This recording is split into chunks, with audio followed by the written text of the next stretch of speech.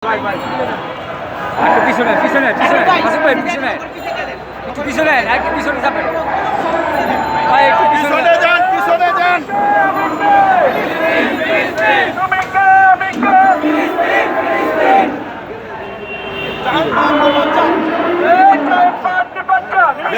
ব্যানারটা একটু সোজা করেন।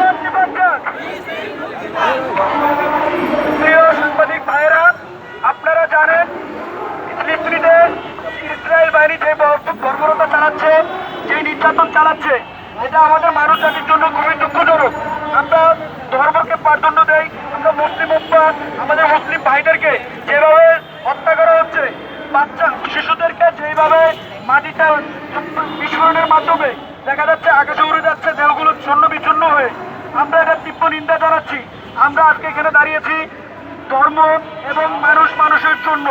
আপনারা জানেন কোনো ধর্ম বলে নাই মানুষ হত্যা করো, কোনো ধর্মের কিতাবে লেখা নাই মানুষ হত্যা করো, মানুষ হত্যা করার কথা লেখা নাই। আজকে ইসরায়েল বাহিনী যে হত্যা বর্বরতা চালাচ্ছে এটার তীব্র নিন্দা জানাচ্ছি এবং আমরা সরকার উপদেষ্টার কাছে আমরা দাবি তুলে ধরছি যেন আমাদের সেনাবাহিনীদেরকে ফিলিস্তিনিতে মিশনের জন্য পাঠানো, যদি তারা ব্যাপারে আমাদের ছাত্র জনতাকে প্রশিক্ষণ দিয়ে, সামরিক প্রশিক্ষণ দিয়ে আমাদেরকে পাঠানোর ব্যবস্থা করো। এই মুহূর্তে আমাদের কথা বলবেন, আপনারা তাদের কথা মনোযোগ সহকারে শুনবেন। স্যার, আপনাদের মাঝে কিছু কথা তুলে ধরবেন।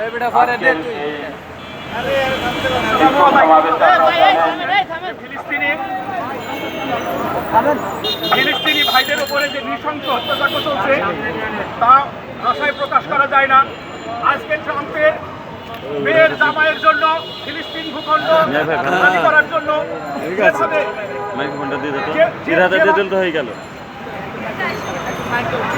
যেভাবে ফিলিস্তিনের জনগণের উপর অত্যাচার করছে, এই অত্যাচার আজকে না।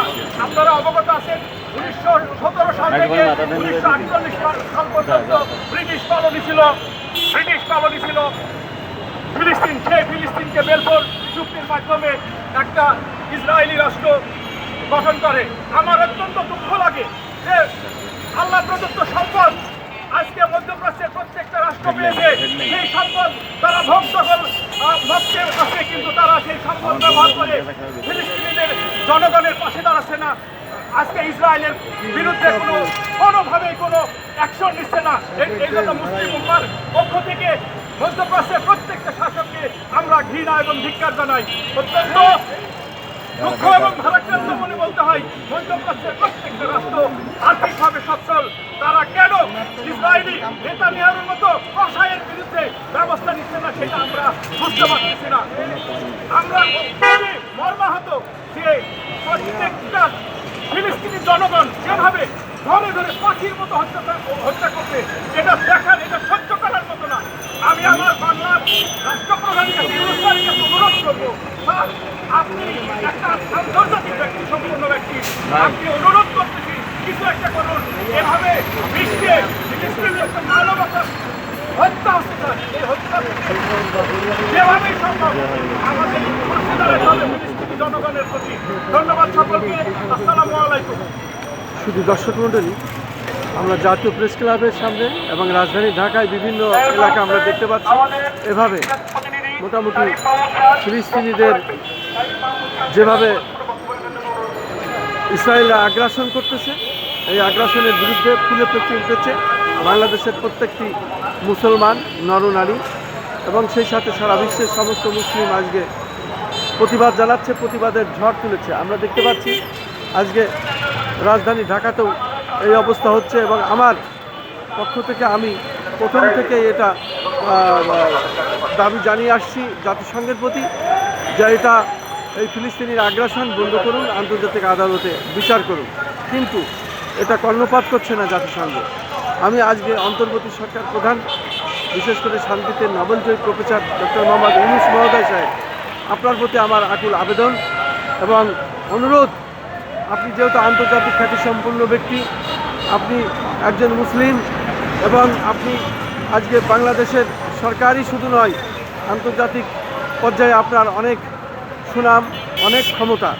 আপনি ফিলিস্তিনিদের পক্ষে দাঁড়ান, আপনি আন্তর্জাতিকভাবে কথা বলুন এবং জাতিসংঘের প্রতি আহ্বান জানান এই ফিলিস্তিনি আগ্রাসন বন্ধ করতে হবে। নারী ও শিশু যেভাবে হত্যা করা হচ্ছে এবং এই অন্যায়ের বিচার করতে হবে। জাতিসংঘের প্রতি আহ্বান জানান, বিশ্ববাসীর প্রতি আহ্বান জানান এই ফিলিস্তিনিদের ন্যায় বিচার প্রতিষ্ঠিত করতে হবে, ফিলিস্তিনিদের স্বাধীনতা দিতে হবে, ফিলিস্তিনিদের স্বাধীনতা দিয়ে এবং স্বাধীন রাষ্ট্র ঘোষণা করতে হবে। এটাই হলো আমার দাবি আমাদের পক্ষ থেকে। আমি একজন মুসলিম, আমি খন্দকার মাসুদুজ্জামান। আমাদের চ্যানেলগুলির পক্ষ থেকে আমি ধারাবাহিক এটা বলে আসছি এবং আজও বলছি, অন্তর্বর্তী সরকার প্রধান, বিশেষ করে শান্তিতে নবলজয়ী প্রফেসর ডক্টর মোহাম্মদ ইউনূস মহোদয় সাহেব, আপনার প্রতি আকুল আবেদন, আপনি ফিলিস্তিনিদের পক্ষে দাঁড়ান, জাতিসংঘের প্রতি আহ্বান জানান। যেহেতু আপনার এই বিশাল ক্ষমতা এবং আপনার বিশাল সম্মান সেটা আরও বৃদ্ধি হবে।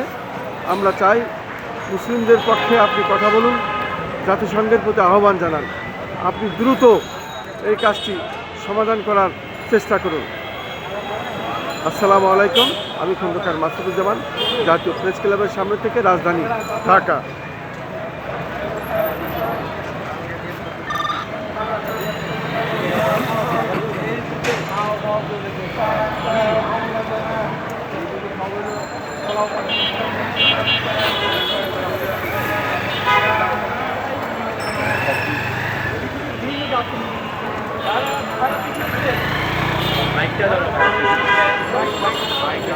এবং সাথে সাথে কোনো